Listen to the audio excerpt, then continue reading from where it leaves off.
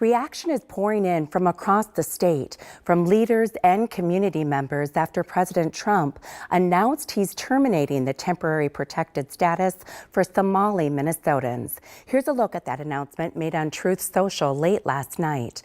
The president accused Minnesota of being a hub of fraudulent money laundering activity, and he alleged Somali gangs are terrorizing people in the state.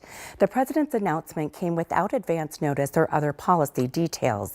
And as of tonight, the Department of Homeland Security has not released formal guidance on how or when the termination will be implemented. Sammy Salinas spoke with a local immigrant advocate who calls the move dangerous.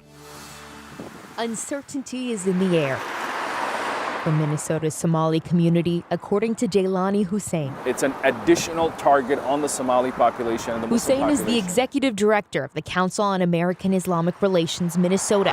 He says his community is worried that immigration enforcement will target Somali people after Trump's post, saying he will immediately end temporary protected status for Somali individuals in Minnesota. I'm deeply concerned about the fact that our community now is going to have to be more worried with the rise of this hate. Trump blamed Governor Tim Walz for Minnesota being a, quote, hub of fraudulent money laundering activity as well as Somali gangs.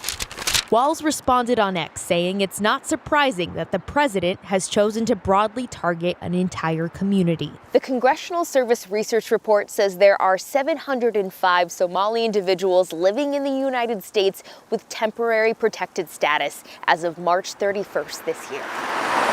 Minnesota Representative Ilhan Omar replied on X that a majority of Somalis are U.S. citizens and that his policy change has little impact.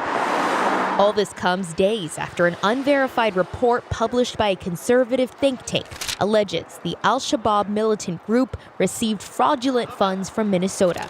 KARE 11 has extensively reported on fraud cases, including the Feeding Our Future scheme. But Trump's claim that billions of dollars are missing is unsubstantiated. Hussein says his greatest concern is the growing hate. But I think now we're at a level where it's a lot higher, a lot more dangerous, and I'm deeply concerned about the consequences of this type of behavior. Sammy Solina, KARE 11 News.